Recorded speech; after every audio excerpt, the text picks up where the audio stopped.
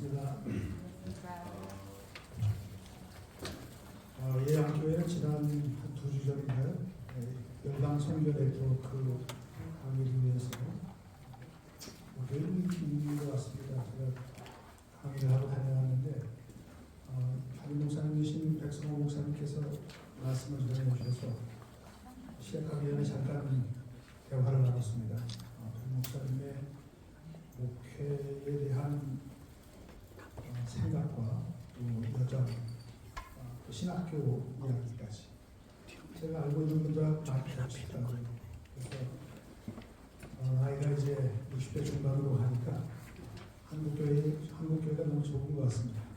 그래서 아주 좋은 교회 여러분들 출석하시고 또한 성도가 되신 것은 하나님의 크신 은혜라고 생각을 합니다. 김규현 목사님 수고 많으셨고요. 이 교회가 제가 살펴보니까 이 양주 지역에서 아주 대표적인 교회이고 선교에 대한 열정이 많으신 그러한 교회와 선교님들이라고 생각합니다. 제가 오늘 지역교회는 과연 어떻게 이 지역사회 안에서 존재해야 되는가. 대부분 선교사로 지금 나가신 분들은 거의 안 계시겠죠. 해외 선교로 비행기 타고 나가신 분 있습니까 혹시? 있어요? 해외 선교사로 나가시려고 생각하세요? 지금 혹시 나이가 어떻게 되시나요? 저 60이요? 62. 62세? 근데 어떻게 저렇게 젊게 보여요? 네. 이게 그냥 하는 얘기가 아니라 진짜 젊게 보여요. 내 눈이 침침해서 그런가? 그건 아닐 것 같아요. 네. 그러면 시니어 선교사로 네. 어느 나라로 나가고 싶으세요? 일단 난민 쪽을 생각하고. 난민 선교 쪽으로. 제주도에도 예. 꽤 많이 있었는데. 난민 선교라고 한다면은 우크라이나 난민들도 지금 과테말라. 네, 자녀들이 그쪽으로 좀 보내서. 과테말라 쪽에 그러시군요.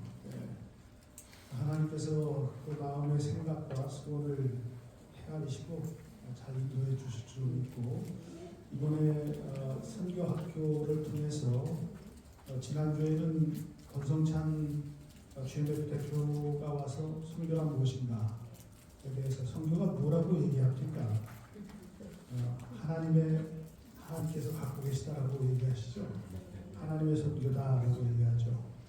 하나님의 선교는 하나님의 백성의 선교가 어떻게 연관되는가? 소유교 묻습니다. 하나님이 선교를 소유하시는 거지 교회가 선교를 소유하는 게 아니라 이 얘기를 했을 겁니다. 교회는 지역 사회 우리가 살고 있는 곳으로 보냄을 받은 선교사이다. 이런 이야기도 했을 거라고 생각을 합니다. 이걸 가리켜서 교회는 본질상 선교사이다. 교회는 선교사이다. 교회는 이러한 건물 꽤 크네요. 교회가 이러한 건물, 의자, 강대상, 다양한 성찬기 이런 것들이 교회가 아니라 교회는 그 자체로 살아있는 하나님의 백성들의 공동체이면서 이 세상으로 보냄을 받은 선교사이다. 그러면 교회 안에서 신앙생활하는 이렇게 얘기하면 여러분 교회 안에서만 신앙생활을 한다고 생각하는데 교회 밖에서 더 신앙생활을 해야 돼요. 하나님께서 주일날 오전 11시 예배를 중심으로 해서 주일날만 영광을 받으시거나 이 예배란 건물 안에서만 영광을 받으시는 분이라고 한다면 하나님이 천지를 창조하시고 천지 모든 이 피조물들 가운데서 영광을 받으신다라고 하는 그 성경의 이야기가 잘못된 거예요. 그럼 하나님께서 어디에서 더 영광을 받으시기 원하실까요? 주일날은 당연히 영광을 받으시고 예배당 공간 안에서는 당연히 우리의 찬송을 받으시고 하나님의 말씀이 선포될 때 그 하나님을 아는 지식이 우리 가운데 더욱더 충만하게 될 것이면 지당한 얘기예요. 그러나 하나님이 하나님의 백성들인 모든 교회 신자들 성도님들에게 당신의 이름의 영광을 드러내기를 원하시는 그 장소가 어디인가 하면 바로 마을. 그래서 복음교회 마을이라고 하는 제목을 붙였습니다. 그 마을에서 마을을 조금 좁히면은 그 마을 안에 여러분들 아파트 단지가 있죠. 그 아파트가 하도 많아가지고 옛날에 뭐 마을이라고 이야기할 수도 있고 옛날 마을 같은 것들은 거의 다 사라져 버렸죠. 예. 그리고 조금씩 남아있긴 하지만은 아파트 한 개동 하나가 지금 전라남도라든가 경상남도 의성이라든가 경상북도 예천이라든가 전라북도 장수라든가 뭐 이런 곳에 가면 아파트 한 동이죠. 한 동보다 한 마을이 적어요 인구가. 그러니까 여러분들은 옛날 시골로 얘기하는 농촌이나 어촌으로 얘기한다고 한다면 아파트 한 단지 안에 산다라고 하는 것은 한 읍 안에 사는 거나 마찬가지고 읍보다 더 큰 그러한 단지들이 있어요. 양주의 아파트들이 비온 뒤에 솟아나는 죽순처럼 우죽순으로 생겨나고 있는데 도대체 얼마나 많은 인구가 이 양주시에 더 많이 들어오게 될까라고 하는 생각을 할 때 이것은 하나님께서 우리에게 주신 어장이다. 복음 전도의 어장이다. 그리고 특별히 우리와 다른 나라에서 온 다른 문화를 갖고 있는 사람들, 우리가 보통 외국인이라고 얘기하죠. 특히 외국인들 가운데서 외국인 노동자들이 근로자들이 대다수입니다. 또한 외국인들 가운데서 한국 분들하고 결혼하신 다문화 가정 아내들이 되게 많죠. 이런 다문화 가정이라든가 또는 다음 시간에 와서 아마 강의를 할 겁니다. 랜드마크 미니스트리에 오영석 목사님께서 외국인 유학생 사역을 하고 계신데 그 얘기를 아마 좀 할 것 같아요. 네. 외국인 유학생들이라든가 다양한 계층의 외국인들이 이 문화 속에 들어와서 살고 이 사회 속에 들어와 살고 있어요. 그래서 어떤 의미에서 하나님께서 해외에 있는 선교 현장을 한국 땅으로 옮겨주셨다라고 하는 그런 얘기를 종종 합니다. 자, 하여튼 그것은 여러분들이 살고 있는 이 사회 문화 그리고 양주시라고 하는 이 도시 그리고 아파트 단지 여러분의 마을 그 마을 안에서 좀 더 좁히면 뭐가 있을까요? 여러분들이 신앙생활하는 교회라고 하는 이 공동체도 있죠. 그리고 여러분들이 종종 나가는 연세 드신 분들은 아파트 단지 안에서 노인정이라든가 이런 모이는 그러한 공동체가 또 있을 테고 여러분의 가정도 있습니다. 여러분의 가정도 어떤 의미에서 하나의 선교 현장이라고도 볼 수가 있죠. 그 안에는 예수를 믿지 않는 자녀들이 있는데 그 자녀들을 가리켜서 종종 제가 미전도 종족이라고 얘기합니다. 전도 대상자예요. 그래서 담임 목사님께서 많이 말씀하실 거예요. 여러분들 가정서부터 복음을 전하고 자녀들과 친척들을 예수 그리스도께로 인도해낸다. 그런데 그들과 우리와 문화, 생각이 많이 다를까요? 아니면 거의 비슷할까요? 많이 달라요. 네, 문화적인 한국말을 쓴다고 할지라도 언어가 달라요. 제가 한 예를 들어볼까요? 여러분 교회에서 쓰는 언어가 뭡니까? 서로 사랑하세요. 주일날 목사님 예배 설교하시기 전에 여러분들 서로 옆 사람하고 인사하십시오. 하나님은 당신을 사랑하시고 저도 당신을 사랑합니다. 그렇게 하면 서로 하면서 사랑합니다. 손을 또 벌리면서 축복성도 부르고 그러잖아요. 그리고 섬김이라고 하는 용어도 많이 쓰고 봉사라고 하는 용어도 많이 쓰고 그 말이긴 하지만 그 외에 환대라고 하는 말 이런 말도 많이 쓰고 돌봄이라고 하는 말 그리고 다양한 그러한 좋은 이야기들을 많이 단어를 쓰지만은 여러분 사회에 나가면 그런 용어 안 써요. 어떤 용어를 씁니까? 네, 효율성과 통제하고 그리고 진급하고 그리고 더 생산성을 높이는 거 이걸 옵티마이제이션에서 최적화시킨다라고 하는 그런 표현을 하는데 이런 것들을 우리가 일하는 공장이라든가 기업이라든가 회사에 썼습니다. 거기에서 우리 팀에서는 서로를 사랑하고 섬겨야 됩니다. 그런 얘기하면 뭐라고 합니까? 저 진상이라고 얘기해요. 지금 우리가 서로 사랑하고 섬겨야 될 텐데 이런 얘기를 하죠. 완전히 문화가 달라요. 그래서 교회 그리스도인들은 어떤 사람들인가 하면은 복음을 알고 이해할 뿐만 아니라 복음에 대한 분명한 확신을 갖고 있는 사람들. 그리고 복음으로 살아내려고 무던히도 애를 쓰지만 그게 잘 안 되는 사람들이에요. 너무나 힘들고 어려운 것이 복음을 알고 복음을 확신하고 복음을 살아내는 것이라고 볼 수가 있겠죠. 그래서 교회는 복음과 마을 사이에 존재합니다. 그러니까 복음을 알고 복음을 이해하지 않으면 우리가 마을로 우리 이웃에게로 가져갈 것이 아무것도 없다는 것을 여러분들 명심하시고 이 강의를 들으시기 바랍니다.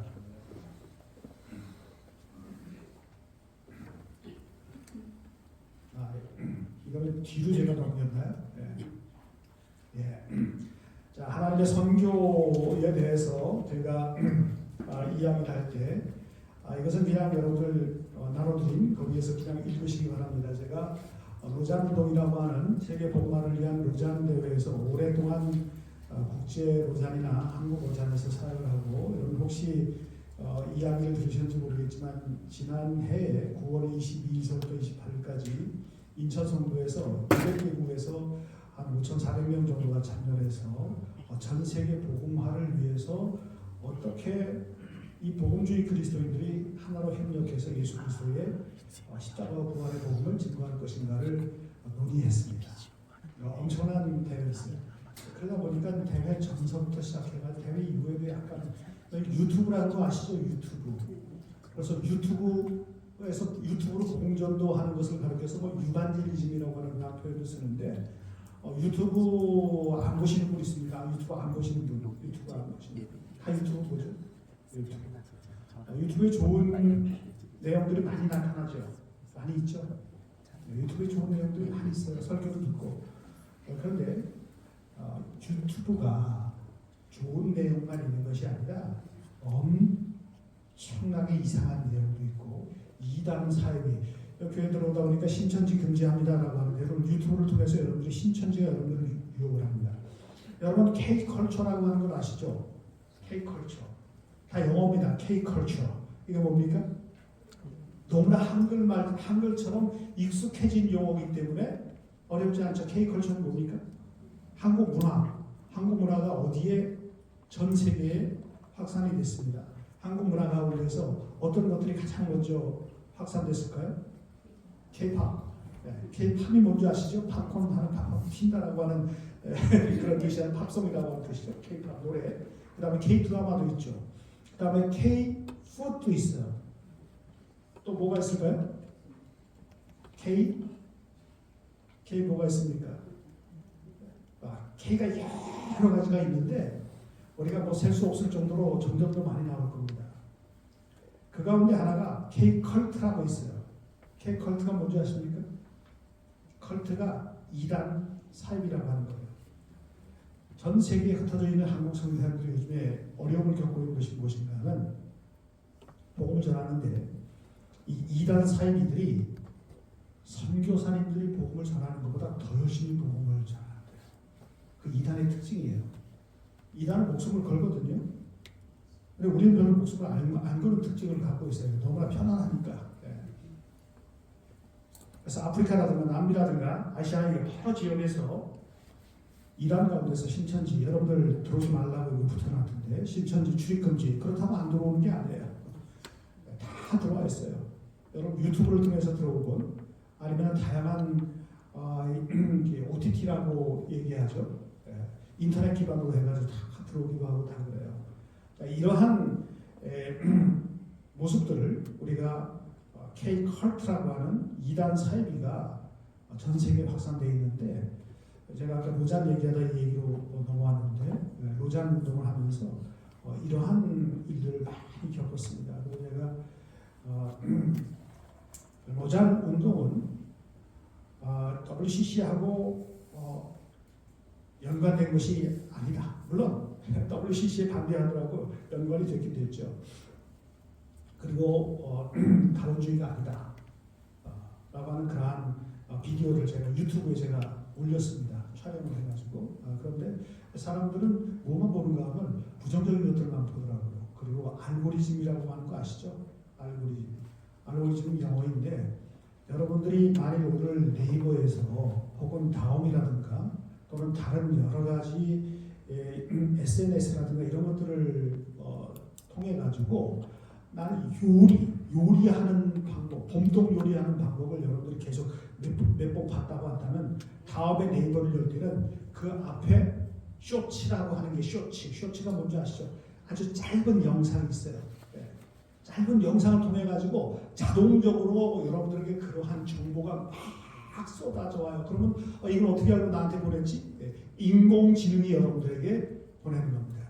그만큼 우리가 살아가고 있는 이러한 사회 문화라고 하는 것이 복음을 전하기가 너무나 어렵고 우리가 다양한 이 세상적인 사상이라든가 이념이라든가 세상이 우리에게 제시하는 생각들에 의해서 오염될 수도 있고 그리고 편견을 가질 수가 있어요. 편견이라고 하는 것이 무엇입니까? 내가 확실하게 믿고 있는데 그 믿음이 무엇인가 잘못된 거예요. 예수님에 대해서 잘못 이해하면 어떻게 됩니까? 여러분 제가 문선명한테 가서 예수라고 얘기하면 재림 예수라고. 그리고 구원파의 이만희한테 가서 재림 예수라고 하는 사람들이 얼마나 많습니까? 그 사람들이 겪고 있는 것들이 무엇입니까? 바로 잘못된 편견으로 말미암아서 겪고 있는 것입니다. 그래서 5장에서는 이렇게 얘기하고 있습니다. 하나님의 선교는 하나님의 사랑에서부터 흘러나옵니다. 선교는 지난주에 권성찬 대표님을 통해 가지고 선교가 무엇인가 하나님의 사랑에서부터 흘러나옵니다. 요한복음 3장 16절에 그래서 하나님이 세상을 이처럼 사랑하사 독생자를 주셨으니 선교는 우리가 하는 게 아니에요. 하나님이 양주에 있는 예한교회 없이도 하나님의 선교를 이루실 수가 있을까요? 당연히 이루세요. 하나님이 어떤 분이신데 여러분들 우리가 생각하는 하나님은 우리의 이해와 우리의 생각과 우리가 갖고 있는 모든 예측을 불허하시는 분이라고 하는 것을 여러분 아셔야 돼요. 그러니까 하나님의 마음속에 무엇이 있을까? 하나님이 우리에게 알려주시는 부분만 우리가 알 수 있는데 알려주시는 것들도 다 알 수 없어요. 성경 66권 갖고 있죠. 그걸 하나님의 계시라고 얘기해요.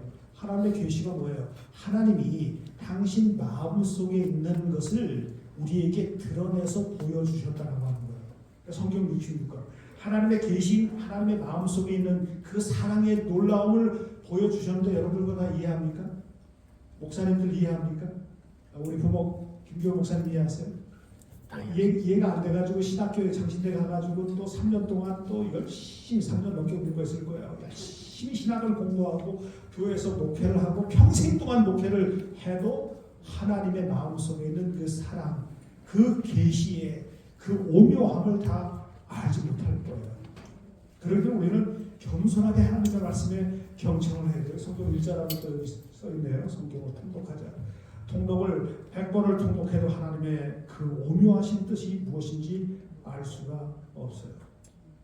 그래서 고린도서 13장의 사도 바울은 사랑장이라고 하죠. 그 사랑장에서 우리가 지금 아는 것은 어린아이가 아는 것처럼 부분적으로 알고 우리가 지금 보는 것은 안경을 끼고 보는 것처럼 희미하게 청동거울로 보는 것처럼 놋거울로 보는 것처럼 희미하게 보지만 그때에 가서는 아버지께서 나를 아시고 아버지께서 나를 보신 것처럼 내가 그렇게 명확하게 하나님을 알게 되고 하나님의 얼굴을 뵙게 되리 우리 주님 얼굴을 뵙게 되리 라고 하는 그러한 말씀을 했습니다. 자, 그래서 하나님의 마음에서부터 흘러나온 이 사랑을 우리가 조금이라도 아는 하나님의 백성이라고 한다면 하나님을 향한 그리고 하나님이 사랑하시는 모든 이들을 향한 그 사랑에 참여해 사랑의 행위에 그 사랑의 대상이 어디에 있을까요?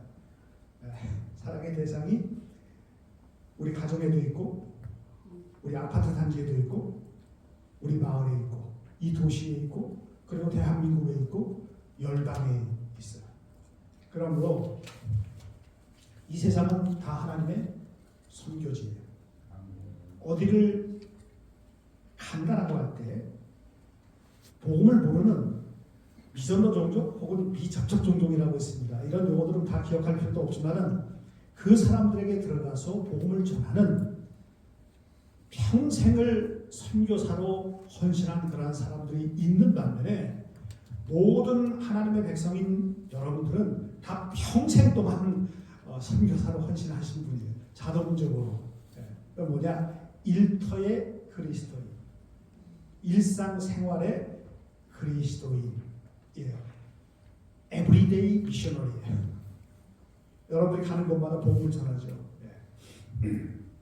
그래서 케이프타운이라고 하는 로자문독에서 나온 그 문서에서 이렇게 얘기하고 있습니다. 성경 전체는 십자가의 보혈을 통해서 화목을 이루시는 그리스도 아래, 십자가 아래죠. 하늘과 땅의 모든 것을 하나 되게 하시는 주기도문입니다. 아버지의 뜻이 하늘에서처럼 이 땅에서도 이루어지게 하옵소서. 하늘과 땅이 만난다라고 하는 거예요. 하늘이 땅으로 내려온다는 거예요. 하늘이 땅으로 내려온 사건이 뭐예요? 예수님이 이 땅에 오신 게 성육신이에요. 육신을 입고 이 시간과 공간 속에 고통과 분열과 깨어지고 난장판이 된 이 세상 속에 들어오셔서 그 하나님께서 사람과 같은 모습으로 우리가 잘 이해할 수 있도록 사람들을 당신에게로 끌어당기시고 그리고 우리의 허물과 죄를 용서하시고 십자가 아래서 하나가 되게 하셨다. 그 얘기죠. 교회는 영원토록 하나님을 예배하고 영화롭게 하며 역사 속에서 하나님께서 변화시키는 그 하나님의 선교, 하나님의 사랑에 참여하기 위해서 존재하는 것이죠. 그래서 하나님 백성의 선교, 우리의 선교는 하나님의 선교에서부터 나와요. 교회의 선교는. 그래서 우리가 선교사님들을 선발하고 선교사님들을 훈련시키고 선교사님들을 후원하고 선교사님들을 위해서 중보기도 하고 선교사님들을 위해서 우리가 단기 선교로 가서 위로하기도 하고 사역을 하기도 하고 그렇게 하는 거예요. 더 나아가서 그것을 하기 위해서는 우리의 평상시의 일상적인 삶 자체가 바로 선교적인 삶이어야 한다는 것이죠. 자, 이거는 선교의 하나님, 선교의 무대, 그리고 선교의 백성. 이거를 성경 전체를 지금 얘기한 걸 이렇게 풀어놨어요. 크리스토퍼 라이트라고 하는 분이 하나님의 선교라고 하는 책에서 이렇게 풀어놨는데 선교의 하나님은 하나님 한 분만이 유일하신 분이시다. 그리고 예수 그리스도가 우리를 구원하신 주님이시다. 이것은 뭐하고 연관됩니까? 이 주장을 하려고 하다 보니까 주변에 이 주장하고 반대되는 주장들이 워낙 많이 있어요. 그게 뭡니까? 이 세상에 무슨 절대적인 진리가 있느냐? 이 세상에 구세주가 어디에 있느냐?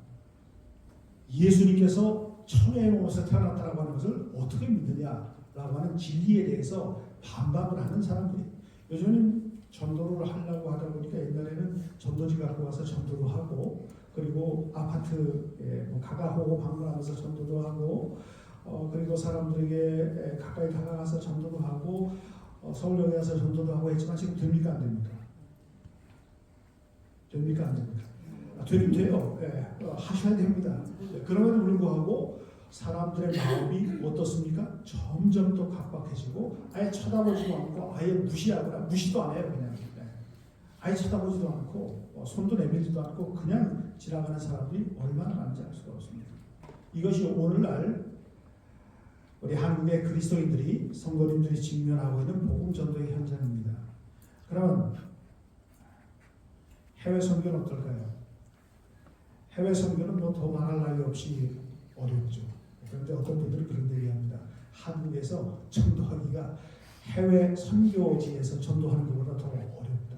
그 사람들은 아무것도 모르기 때문에 그냥 관심이라도 드는데 우리는 한두 번 정도는 다 들어본 거기 때문에 아예 무시해버리는 이러한 냉소적인 사회에서 복음에 대해서 아주 멸시하는 그러한 사회에서 살아가고 있다는 것이죠.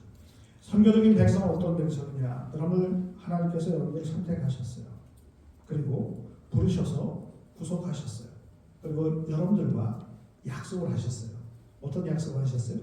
마태복음 28장에 내가 세상 끝날까지 너희와 항상 함께 있으리라. 마가복음 16장에서 뭐라고 했어요? 너희가 무슨 독을 마실지라도 뱀을 지닐지라도 해를 받지 아니하리라 라고 하는 그러한 약속을 하셨어요. 그리고 요한복음에서는 성령을 받아라. 성령을 보혜사 성령을 우리에게 주시겠다고 약속하셨어요. 성령은 권능의 영이에요. 그리고 누가복음에서는 뭐라고 얘기했어요? 거기서도 성령을 주시겠다고 약속하셨어요. 이러한 하나님의 약속, 그 언약에 따라 가지고 우리는 그 믿음을 가지고 살아나가요. 그렇기 때문에 우리는 그 믿음으로 살아가는 하나님의 백성으로서 어떻게 살아야 됩니까? 거룩한 삶을 살아야 돼요. 윤리적이고 도덕적인 삶뿐만 아니라 하나님의 백성으로서 거룩하고 깨끗한. 그래서 로잔에서 그렇게 얘기하고 있어요.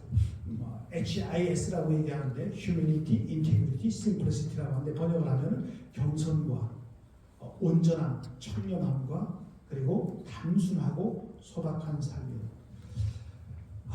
여러분들 단순하고 소박한 삶 가능합니까 오늘? 여러분들 옷장에 신발장에 옷이 몇 벌이고 신발이 몇 벌이에요? 옛날에 어떤 부흥 강사님이 1970년대 80년대 그런 얘기했어요. 그때는 옷도 별로 없었지 않습니까? 여러분들 주님 앞에 회개하려고 한다면 여러분의 옷장이 먼저 회개해야 됩니다. 여러분의 신발장이 회개해야 됩니다. 부자들에 대해서 그렇게 얘기했는데 여러분 부자고 뭐 가난한 자고 상관없이 여러분 집안에 옷장에 옷이 얼마나 있습니까? 사시사철 있고 차고 넘쳐가지고 그걸 갖다가 다 버리는데 옷이 면화로 만들어진 것이 아니라 다 화학 제품으로 만들어져가지고 이 옷을 버려도 태워도 대기 오염이에요. 여러분 지금 여러분 옷이 뭘로 만들어진 줄 아십니까? 화학약품, 플라스틱 비슷한 걸로 만들어져가지고 다 뭐예요? 섞여 있어요.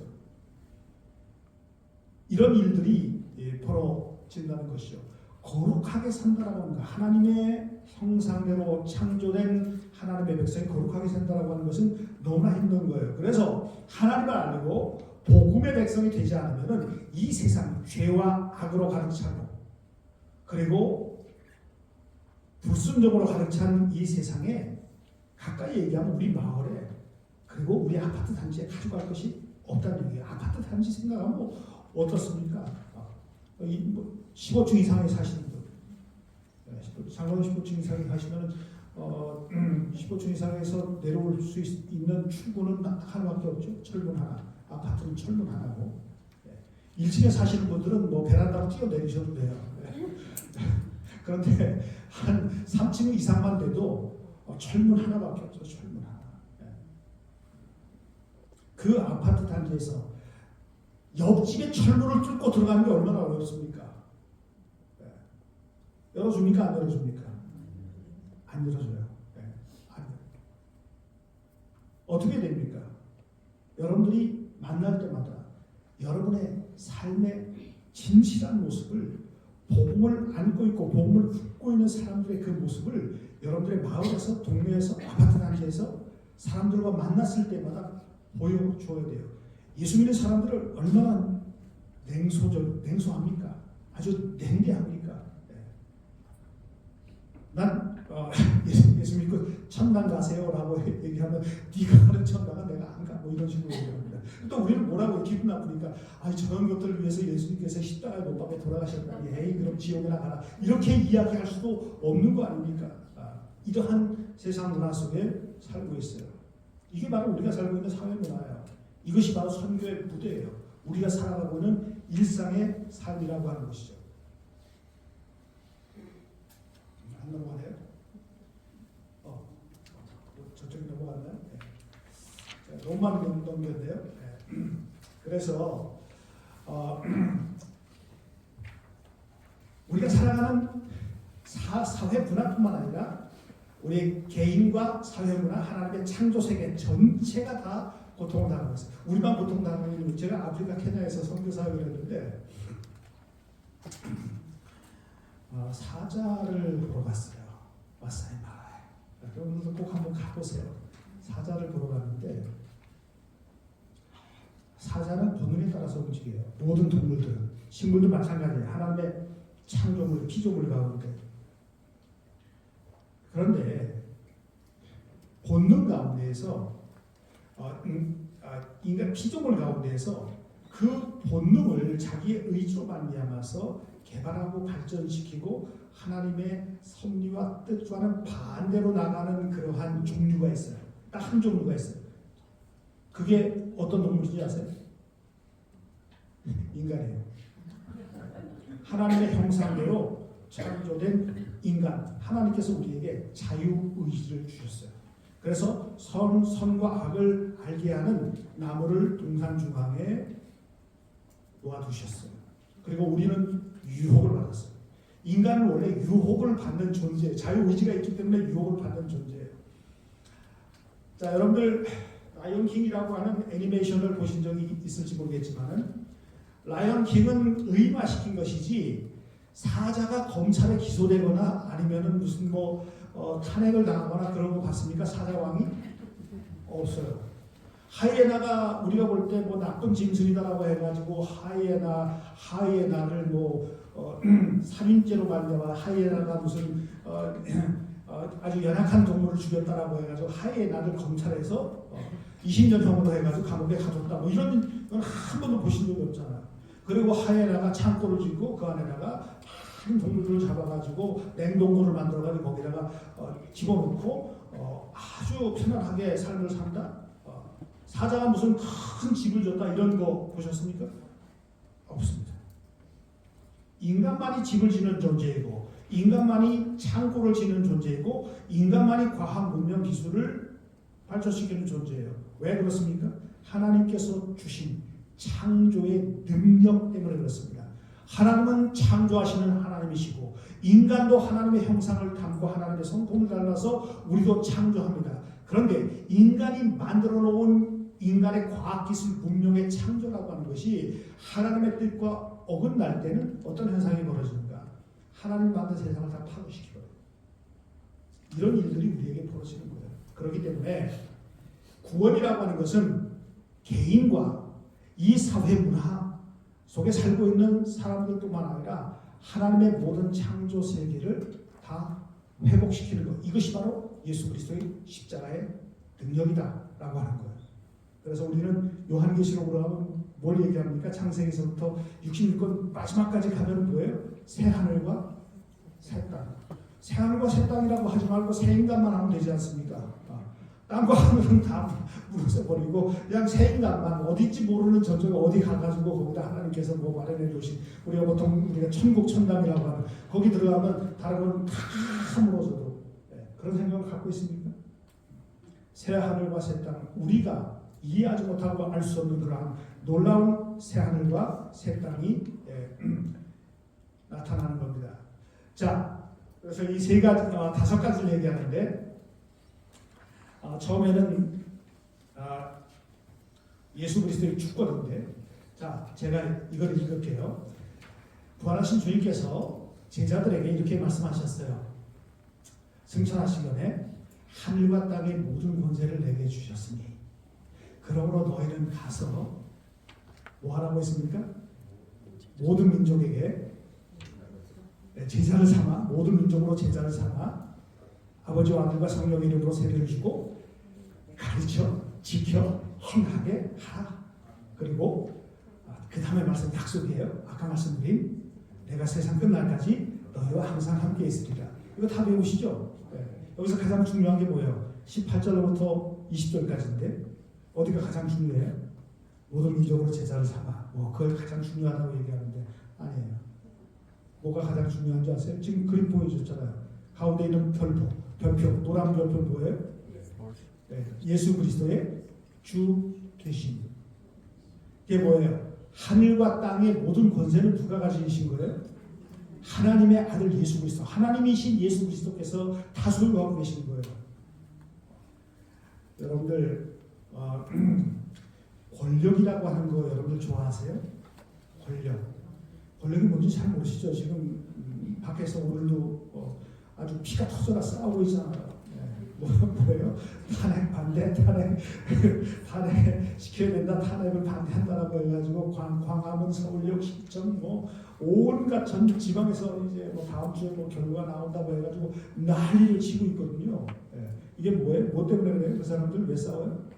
권력. 그리고 거기에 부하 내동이라고 하면 자기의 정치적인 소신을 가지고 나가서 싸우는 남녀노소 할 것 없이 거기 나가시는 분들, 뭐 때문에 그래요? 그 권력이라고 하는 속성을 제대로 잘 이해하지 못해가지고 나가시는 분들이 꽤 많을 거예요. 그게 국민의 속성이라고 이야기를 하는데, 여러분, 인간은 권력을 추구하는 존재예요. 여러분 오랫동안 남편하고 아내하고 살아보셨죠? 그 안에서 권력 다툼이 있습니까? 없습니까? 엄청난 권력 다툼이 있어요.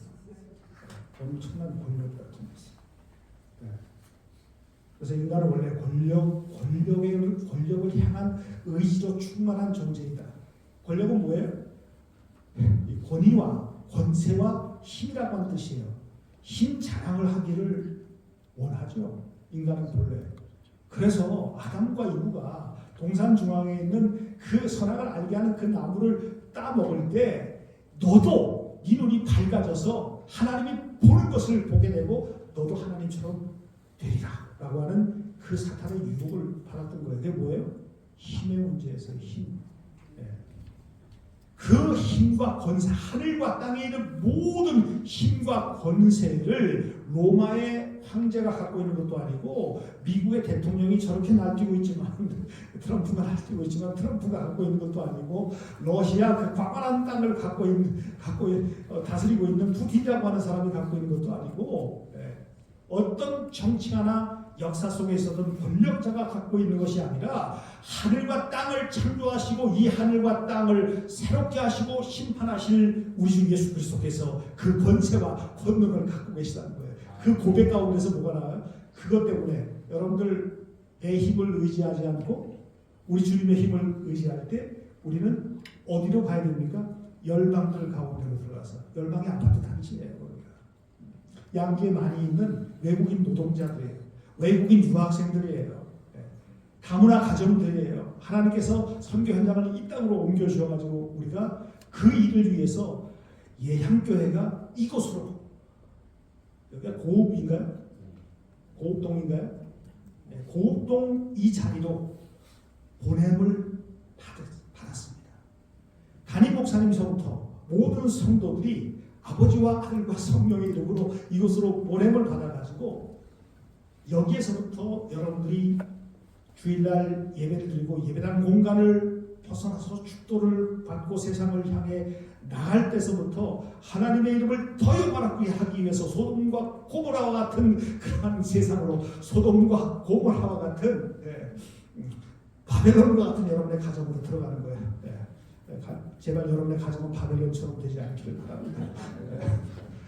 여러분의 가정이 가나안 땅, 물론 가나안 땅에 들어가도 얼마나 많은 우상 숭배가 있어요. 여러분의 자녀들을 이해하기 참 힘들죠. 여러분의 손주들도 이해하기 힘들죠. 왜냐하면 다른 종족이라서 그래요. 다른 민족의 모든 민족 가운데 다른 민족이기 때문에 그 아이들의 이 뇌 구조를 이해할 수가 없어요. 우리하고 다른 걸 봐요. 손이 얼마나 빠른지 그 작은 핸드폰 자판을 두드리는데도 말이죠. 기가 막히게 빨라. 어떻게 우리가 해볼 수가 없어. 도대체 저 아이들은 뭔 별에서 온 아이들인지 우리가 이해를 못해. 새로운 세대들이 계속해서 나타나고 있어요. 그 세대들에게 어떻게 복음을 전할 수 있을까라고 하는 것이 바로 오늘날 하나님 백성들의 모습입니다. 복음 전도와 가르침과 그리고 긍휼을 베풀고 하나님의 공의를 선포하고 그리고 창조 세계를 돌보는 것, 이것이 바로 우리가 해야 될 일입니다. 두 개씩 묶어가지고 교회가 해야 될 일은 무엇인가? 복음 전도와 교회겠죠. 가르침 그리고 사회를 섬기는 것. 여러분들이 하나님의 공의를 선포하고 사회를 섬기고 긍휼을 베푸는 것. 가난하고 억눌리고 소외된 사람들을 하나님의 사랑으로 품어주는 거예요. 여러분들 예양교회에서 많은 일들을 하시죠? 어떤 일들을 하세요? 이 지역사회를 위해서? 교회를 위해서만 존재합니까? 우리는 여기에 모여가지고 주일날 모여서 월요일에서부터 토요일까지 받았던 스트레스를 여기다 다 쏟아붓고 여기서 좀 목사님 설교를 듣고 힐링을 좀 받아가 또 나가서 또 부딪히고 싸우고 또 그러다가 다시 와가지고 큰 수고하고 무거운 짐진자들아 다 내게로 오라고 했으니까 6일 동안 짐을 갖다가 잔뜩 안에 꾸겨놓고 와가지고 십자가 아래 던져놓고 목사님의 설교를 듣고 난 다음에 그 다음에 자기 짐 찾아가지고 더 나갑니까? 네. 어떻습니까? 네. 교회 그 자체로 존재하는 것이 아니라 이 세상을 위해서 존재하는 거예요. 네. 그 세상이 어떤 세상인가? 하나님이 창조하신 세상, 하나님의 소유예요. 그 하나님의 소유가 지금 어떻게 됐습니까? 죄와 악으로 말미암아서 다 깨졌다라고 하는 그 이야기를 하고 있는데 하나님의 경륜. 여러분 에베소서 2장 1절에 뭐라고 바울이 얘기하고 있습니까? 허물과 죄로 죽었던 너희를 살리셨도다라고 하는 그 이야기를 하고 있습니다. 그 이야기를 가르쳐서 하나님의 구속적인 경륜, 이 경자가 한자로 무슨 자입니까? 이 경자가 경제할 때 쓰는 경자예요. 그렇죠? 경제. 경제는 뭐예요? 경제는 경제가 왜 써야 돼요? 경제는 먹고 사는 거예요. 먹고 사는데 우리의 몸만 사는 것이 아니라 우리의 영혼까지 살리는 것. 우리 인간의 태어나서 살아가고 죽은 이후의 모든 삶, 우리의 영생이라고 하죠. 그 삶까지도 하나님께서 관장하고 계신 것이 바로 경제. 그 경제는 누구의 경제냐? 하나님의 경제. 경제를 우리나라 말로 뭐라 그래요? 순수한 한글로 살림. 그렇죠. 권사님이신가요? 네. 권사님, 살림의 반대는 뭐예요? 죽임. 여러분 아셨어요? 그래서 바울이 에베소 교인들을 향해서 이렇게 얘기했어요. 죄와 허물로 죽었던 너희를 살리셨다. 어떻게 살리셨어요? 예수 그리스도의 십자가의 공로로. 우리가 사순절을 보내고 있어요. 예수 그리스도께서 예루살렘을 향해서 걸어 올라가신 그 길을 우리도 함께 따라 걷는 40일 동안의 여정을 보내고 있는데 이제 내일은 사순절 세 번째 주일을 맞이하는 거예요. 그 길을 걸어 올라가면서 예수님께서 하나님 나라를 선포하시는 그러한 모습이 특별히 누가복음 9장 51절부터 마지막 부분까지 십자가를 지시고 부활하시는 그 모든 그 스토리들이 아름답게 기술되어 있는 것을 볼 수가 있습니다. 그래서 이 경제, 이 오이코노미아라고 하는 이 헬라어에서부터 바로 경제라고 하는 말, 그리고 하나님의 창조 세계를 돌본다라고 하는 그 이코로지라고 하는 말이 나왔어요.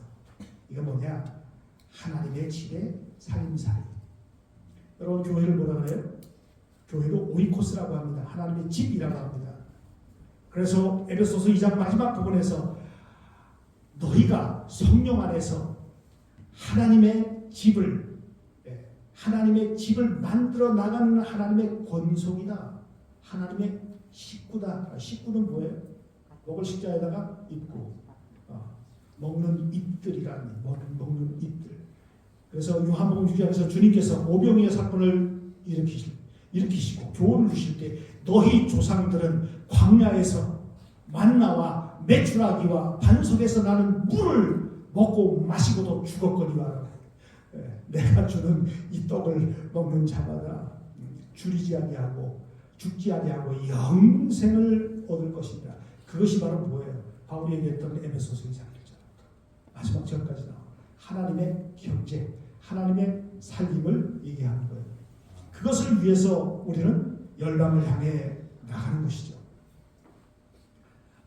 제가 잠깐 뒤로 넘어가네요. 시간이 얼마 없는데.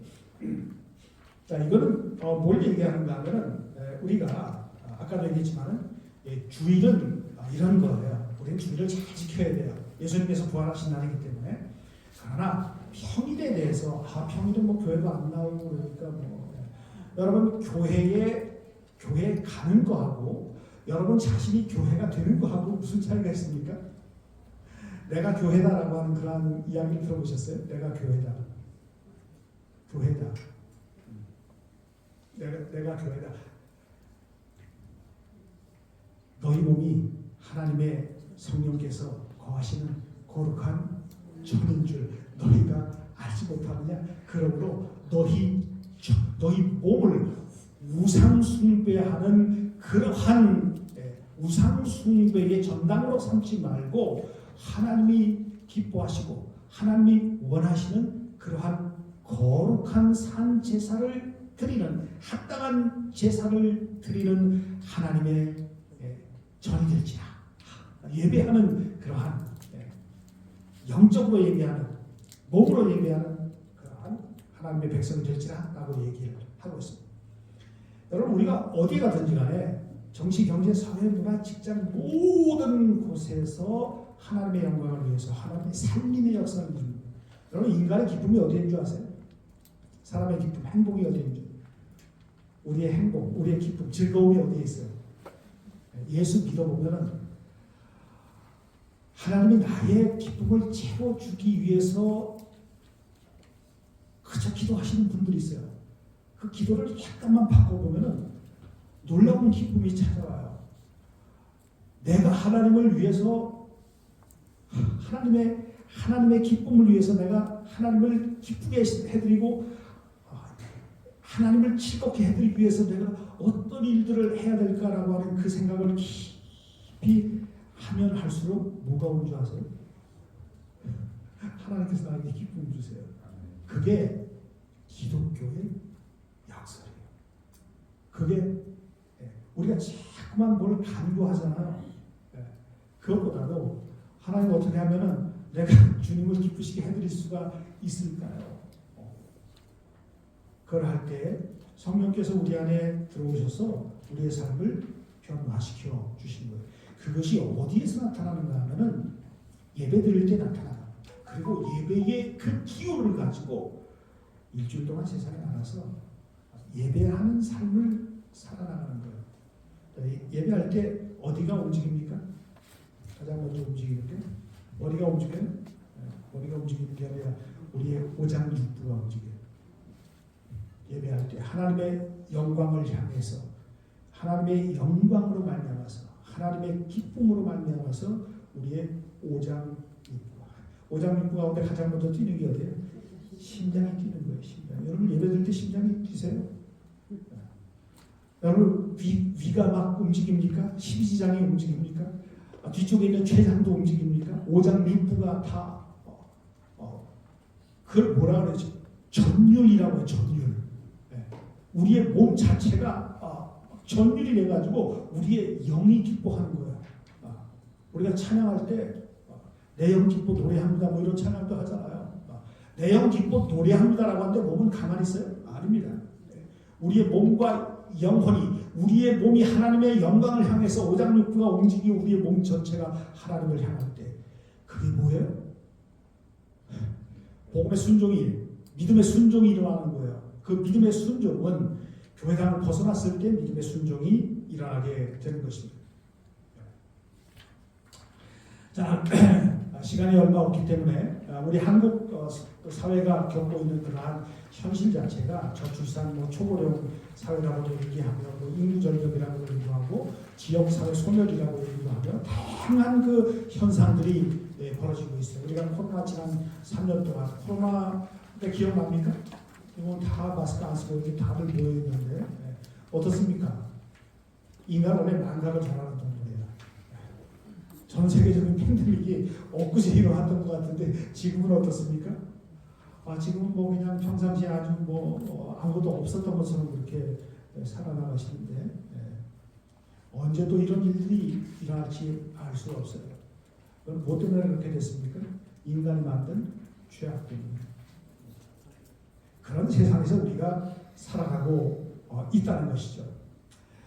또 뭐 전쟁이 우크라이나 전쟁이라든가 팔레스타인 전쟁이라든가 또는 전 세계적으로 말이죠. 서로 자국의 경제적인 이득을 추구하려고 엄청나게 많이 싸우고 있고 한국도 지금 자동차의 관세를 25%를 미국에서 물리겠다고 하니까 뭐 수조 원씩이나 우리가 돈을 더 투자해야 되는 이런 일들이 벌어지고 있고 전 세계가 다 어려움을 겪고 있는 이러한 때입니다. 코로나 넘어가고 자 이러한 상황 가운데에서 아까 말씀드린 우리가 이 지역사회 마을 속으로 들어간다고 하는 한 예를 제가 말씀드리겠습니다. 사람과 마을이라고 하는 이 얘기인데 왕진을 주로 다니는 의사 선생님이 양창로라고 하는 분이 있습니다. 이분이 아픔이 마중하는 세계에서 어떤 아픔은 병원에 닿지 않습니다. 진료 거부하는 데도 많죠. 코로나 때도 진료 거부해가지고 많은 사람들이 세상을 떠난 적이 있어요. 이분이 이런 얘기를 했어요. 진료실에서 사람은 사라지고 질병으로 다가오는 세계에서 느끼는 대상화가 뭔가 하면은 나는 사람이고 너는 물건이야. 그러므로 물건은 물건답게 취급해야 돼. 깨트리거나 그냥 부셔버려도 돼. 라고 하는 그러한 생각들. 의사들이 만일 환자를 고귀한 하나님께서 창조하신 생명으로 여기지 않을 때 만일 우리가 우리 주변에 있는 예수 안 믿고 복음에 대해서 냉소적인 우리를 공격하는 그 사람을 가리켜서 저런 것들은 그냥 지옥에나 떨어져 버려라 이런 식으로 이야기를 대상화시킬 때 과연 하나님의 마음이 얼마나 아프실까를 생각해봐야 돼요. 환자에게 사람으로 다가간다라고. 왕진이라고 하는 것, 독거노인들이라든가 의사들의 손길이 닿을 수가 없고 그들도 병원에 찾아올 수가 없는 폐쇄되어 나가는 그러한 농촌과 그 산골짜기 마을로 찾아 들어가는 그 의사의 헌신적인 의사의 모습 가운데서 누구의 모습을 발견하는가 하면 이 땅에 내려오신 예수님의 모습을 우리가 발견해야 돼요. 그러면 이 사람들의 모습에서 우리는 누구의 모습을 내 모습을 발견해야 돼요.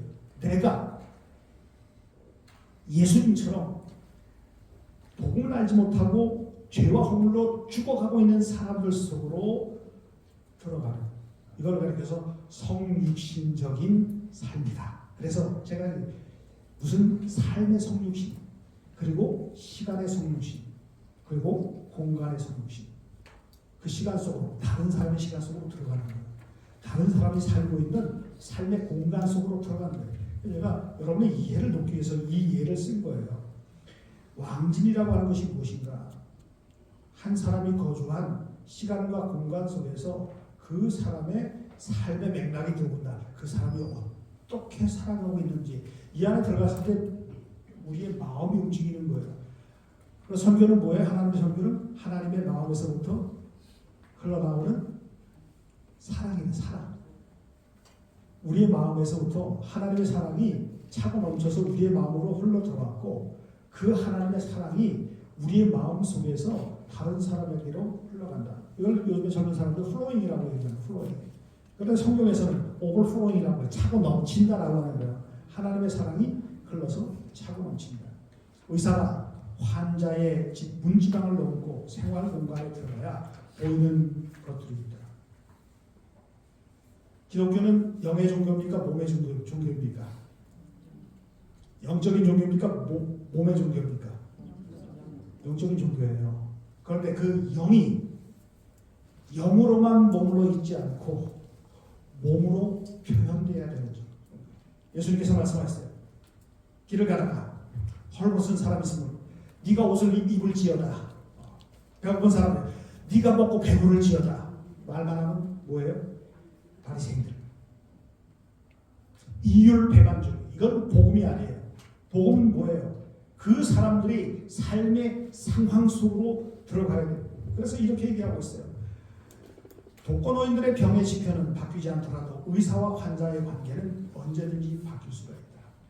뭐 이런 이야기를 하고 있어요. 이건 단순히 한 의사 슈바이처라든가 또 뭐 탐험가 리빙스턴이라든가 또 여기 있는 왕제의사 양창호라든가 이런 분들의 이야기를 하지 않는다고 할지라도 이 이야기는 예수 그리스도께서 과연 우리에게 어떻게 다가오셨는가, 어린아이의 모습으로 헤롯 왕에게 이 유아기에 죽을 거라. 그리고 더 나아가서 마리아의 태에 잉태됨으로 말미암아서 요셉이 그 당시 율법적으로 얘기하면 내 약혼녀가 부정을 저질렀다라고 그 율법상에 얘기했으면 마리아는 돌에 맞아 죽는 거예요. 이미 예수님은 이 땅에 내려오시면서부터 죽음을 예견하신 그 삶의 모습들을 볼 수가 있습니다. 바리새인들에 의해서 얼마나 많은 죽음을 이미 경험하셨을까. 제가 요거 하나만 읽겠습니다. 공간과 장소에서, 공간은 개방성과 자유를 의미하며 장소는 안전과 안정을 의미합니다. 공간은 아직 의미를 획득하지 못한 빈 여백과 같은 곳으로서 우리의 삶이 스며들면 장소로 발전한다. 그러면서 친밀감이 축적된 애착의 대상이 되는데 엄마 품이라든가 놀이터 담장, 학교, 교회, 집, 동네, 마을, 고향 등 별다른 특징이 없던 물리적인 공간이 우리가 의미를 부여하고 그곳에서 감정의 교류, 서로 만나게 되면서부터 마침내 하나의 장소로 발돋움. 그것이 뭐예요? 교회예요. 그럼 여러분이 나가서 믿지 않는 사람들에게 복음을 증거하고 그 마을 속으로 들어갔을 때 이러한 공간을 창출하는 것은 가르쳐서 뭐라 그래요? 바로 공동체라고 얘기하는 거예요. 요즘에는 뭐 교회 안에도 목장이 있고 또 뭐 목자가 있고 목녀가 있고, 여러분 목장 지금 예. 네, 목장이 있죠. 그런데 그 목장이 여러분이 일상생활 가운데에서 주일을 넘어서 월요일부터 토요일까지 여러분의 일상생활 가운데에서 그 목장이 이루어지는 것이 하나님께서 원하시는 뜻이라고 하는 것이죠. 자, 이거는 넘어가도록 하겠습니다. 제가 몇 가지만 얘기하고 말씀을 마치도록 하겠습니다.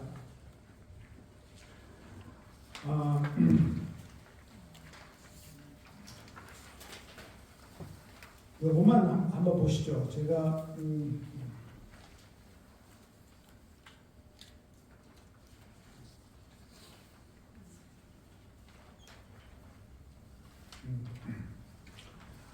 그림이 다른 것들을 거의 다 설명을 할 겁니다. 아까 경제를 얘기했죠. 살림, 하나님 나라의 경제, 경륜을 얘기하면서 우리가 공동체를 형성하기 위해서 사람들의 이야기를 잘 들어줘야 된다. 여러분, 말하는 것이 쉽습니까? 아니면 듣는 것이 쉽습니까? 말하는 것들이 엄청나게 쉽죠. 저는 말하는 수십 년 동안 말만 해가지고, 그래서 이 입 근육이 많이 발전되어 있어요. 목회자들이 다 말하는 걸 너무 잘하죠. 그래서 야고보 사도가 말하기는 더디하고 듣기는 속히 하라라고 했는데, 그 생각하면 너무나 덜 들었다라고 하는 생각이 들기도 합니다. 들어줘야만 됩니다. 그리고 환대와 돌봄이 이루어지는 사랑과 섬김, 이 섬김이 일상생활 가운데에서 마을과 이 지역 공동체 안에서 이루어져야만 됩니다. 그리고 그 가운데에서 사람들이 하나 둘씩 모여야 됩니다. 예를 들어가지고 어느 남선교회 집사님 두 분이 목요일날 저녁 때 둘이 만나가지고 서로 기도하고 성경을 한 절씩 읽기로 했대요. 어느 식당에 가가지고 7번 테이블이었다고요. 7번 테이블에서 매주 목요일마다 하는데 한 명이 더 합류해가지고 3명이 그렇게. 그때 그걸 갖다가 음식을 하는 주방장이 식당 주인이 계속 보면서, 야, 저 사람들은 퇴근해가지고 이렇게 늦은 시간인데도 와가지고 뭐가 즐겁다고 저렇게 웃으면서 서로 저렇게 다정한 모습을 보였다. 그것도 남자 셋이서 미친놈들 아니냐고. 그래서 오랫동안 동안 살펴보고 와서 음식을 가져오면서 무슨 얘기를 하는지 잘 들었대요. 그런데 자기가 전혀 이해할 수 없는 그러한 이야기를 하면서 이상한 책을 꺼내 들고 또 그걸 또 읽기도 하고 또 눈물을 보이기도 하고 그렇게 하더래요. 그래서 나중에 주방장이 몰래 다가와가지고 집사님이 혹시 이거 뭐 하는 거냐, 나도 좀 참여해도 되느냐 그랬더니 그 주방장이 문 닫을 때까지 그 자리에 참여했대요. 그래서 나중에 그 교회가 7번 테이블 교회가 됐어요. 그리고 이 주방장이 예수를 믿지 않는 자기의 가족들에게 고넬료의 가족처럼 이 세 사람을 초청을 한 거예요. 거기 가서 예배를 드리게 되고 이 가족들이 다 교회에 나오게 되고 7번 테이블 교회가 바로 하나의 교회가 되어가지고 하나님의 교회를 영화롭게 하고 하나님의 마음을 기쁘시게 하는 일들이, 이게 무슨 수십만 명 모이는 그런 교회가 아니라 이걸 하나님이 기뻐하실까요? 교회 밖에서 어떻게 교회가 될 것인가를 고민해보세요. Beyond Church예요. 교회 건물을 넘어서, 주일이라고 하는 시간을 넘어서, 예배당이라고 하는 공간을 넘어서 어떻게 지역사회 속으로, 마을 속으로 들어갈 것인가. 그리고 이거를 복제. 이런 공동체를 복제해내는 복제. 교회가 복제하는 것을 저렇게 해서 개척이라고 해요. 새로운 교회를 개척하는 거라고 얘기하는데, 교회로 발전하는 이런 것들이 하나님의 경제, 순환 관계가 이루어지게 되는 것입니다. 자, 마지막으로 이제 몇 가지 말씀을 드리고, 여기 제가 이제 결론 부분에 예수님의 제자로 성장하는 그 함께 동반자가 되라, 함께 걸어라, 그리고 공동체를 통해서 말하라. 숨겨진 커리큘럼이라고 합니다. 이게 뭔가 하면 이러한 강의가 아니라, 이런 강의보다 더 중요한 게 뭔지 아십니까? 함께 먹고 함께 걷고 함께 이야기를 듣고 나누는 그러한 공동체. 우리 다음 강의에서도 아마 이런 이야기가 나올 거예요. 이게 바로 하나님께서 오늘날 이 깨어지고 분열된 세상 가운데서 우리에게 원하는 그러한 모습입니다. 그래서 서로 삶의 경험을 나누고 예수님과 함께 걷고 지역과 연결되고 이러한 교회들을 만들어 나가는, 요즘에는 서로 함께 사는 그러한 공동체들이 있는데, 여기 수유리에 가면 말이죠, 공동체 교회 31가족이 꽤 오래전부터 집을 져가지고 함께 살아가는데, 그것이 은혜 공동체라고 해가지고 두 번째 집을 졌나 모르겠네요. 이거는 제가 알고 있는 김종수 목사의 대구 달서구에 있는 이 전환 마을 운동을 하는 분인데, 협력적 주거 공동체, 마음과 마을을 함께 했어요. 마음이 함께 가는 마을.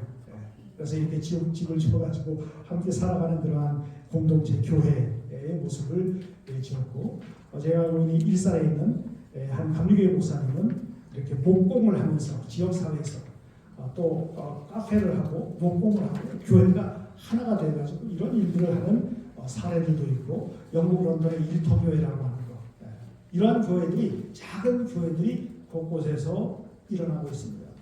예한교회를 통해서 이러한 운동들이 지역사회 속으로 많이 확장되기를 바랍니다. 교회가 교회를. 여러분, 사과나무의 목적이 뭔지 아세요?